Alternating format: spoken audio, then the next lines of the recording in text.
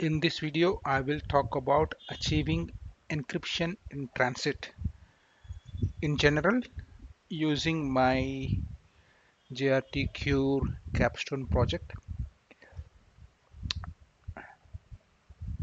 So before that, encryption in transit, encryption at rest are the two important security features in order to secure your information, whether it is a database or storage, or whether it is a communication between the applications. Everything should be encrypted. This is a recommendation by many compliance standards, regulatory standards, and also best practices followed across the organizations. This ensures that your data is protected, whether it is stored in any database or storage, or when it is traveling through the wire between your sites or to the internet. So in that, now we are talking about encryption in transit. Encryption at rest is something where when you save a data to a database or a storage, you set up an encryption there. When the data is sitting there, it is encrypted. No one can easily read that data without having a decryption keys, proper keys for decryption and the encryption methodology. That is relatively simple. You have a database there, on any database or storage you would have some encryption features you would enable. But encryption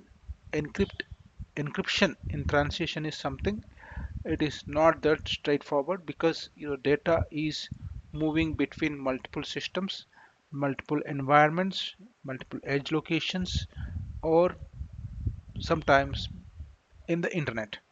So you will have to make sure that your data is safe during all this transition.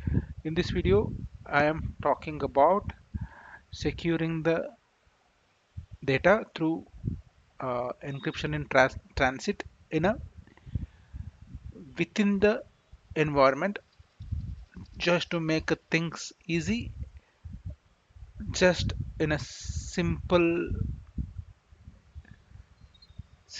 three-tier architecture within the single VPC. In a real world, the situation may be more complex, but understanding the things at the basic will give you a better idea. Then you can expand this knowledge and uh, methodologies to a complex environments later.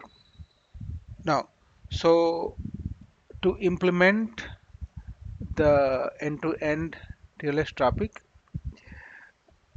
sorry, yeah, to achieve this, the high-level idea is to implement end-to-end TLS for application traffic.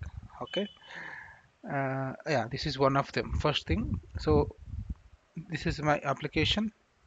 So, the first point is talking about implementing a end-to-end uh, TLS for the application traffic. So here now the first thing is ALB to application. So I have a ALB here, and when any information is or request is coming from the internet, obviously it hits here. From there it traverses to the application database, sorry, applications. So that communication, the first thing what it is saying there is you need to have a uh,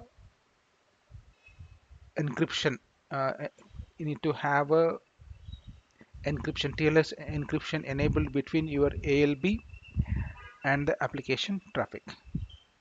This is the first thing.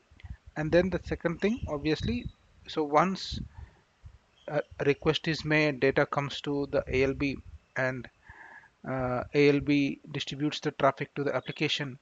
Obviously, the application will have to talk to database in most of the times to get the required data. So then there also your database, your connection should be encrypted using the TLS encryption. So this is the second one, another tier, application to database. Application to database also should be encrypted. Okay, so these two arrows talking about them. This particular arrow is about encryption between ALB to application. This particular arrow is about encryption between database and application. And the next second one, okay, and the another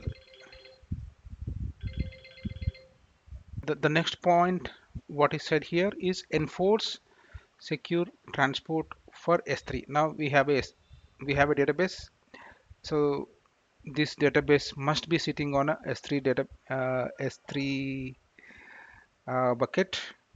Okay, so this S3 bucket should be allowing should be